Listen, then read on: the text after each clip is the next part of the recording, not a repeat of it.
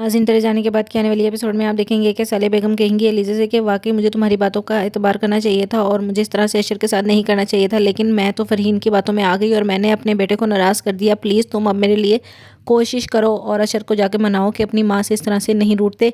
मैंने उसके फ़ायदे की बात की थी, मुझे सजल वाकई अच्छी लड़की नहीं लगी थी, लेकिन अब हालात इस तरह के हो गए हैं कि मेरा अपना बेटा मुझसे दूर जा रहा है, लेकिन मैं मजबूर हूँ। प्लीज़ तुम मेरी मदद करो। जिस पर एलिज़ा कहेगी अगर आप उस वक्त जब मैंने आपसे कहा था मेरी बात मान लेती तो शायद आपको इस हालत में ना देखना पड़ता ये सारा कुछ। अब आपको फरहीन की बातें अगर अच्छी लगी थी तो अब जाके रहें फरहीन के साथ और उसी से कहें कि वही आके आपके मसलों का हल निकाले, क्योंकि अशर भाई तो अब आपको माफ़ करने वाले नहीं और ना ही मैं अब आपको माफ़ करूँगी, क्योंकि आपने इतना बड़ा गुनाह किया है, सजल भाभी को दिल दुखाया है और अपने साथ साथ आपने इस घर को भी तबाह किया है। मैं मज़ीद आप लोगों के इस जाल में नहीं फंसना चाहती, इसलिए मुझे इस मामले से दूर रखें और माफ़ कर दें। मैं अब अपनी ज़िंदगी में खुश रहना चाहती हूँ। अगर मेरा भाई मुझे अपने साथ रखेगा तो ठीक है, नहीं तो मैं किसी हॉस्टल में जाकर रह लूँगी।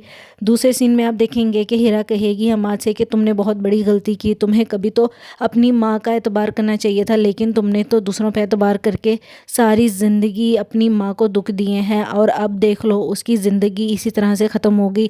क्या तुम्हारी रूह को ये सब कुछ जाने के बाद अगर सुकून है तो मैं भी अपने घर चली जाती हूँ, क्योंकि मुझे भी अपने ससुराल में अपना मुंह दिखाना है। क्यों ऐसे हालात देखकर वो भी मुझे ताने देंगे। जिस पर हमाद कहता है वाकई मुझे माँ के मामले में किसी और पे ट्रस्ट नहीं करना चाहिए था और ना ही मुझे माँ पे इतना एतबार करना चाहिए था कि उसकी मोहब्बत में खोकर मैंने तुम लोगों पर एतबार करना और तुम लोगों का ख्याल रखना ही छोड़ दिया। मुझसे बहुत बड़ी गलती हो गई है। मुझे समझ नहीं आ रही कि मैं किस तरह से तुम लोगों से माफ़ी मांगूँ। अम्मी को तो मैं वापस नहीं ला सकता, लेकिन मैं इतना ज़रूर कर सकता हूँ कि मुझे अब माहम को इस घर में नहीं रखना और ना ही मुझे अब उसकी शक्ल देखनी है। अगर वो दोबारा इस घर में आई तो शायद मैं इस घर में नहीं रहूँगा।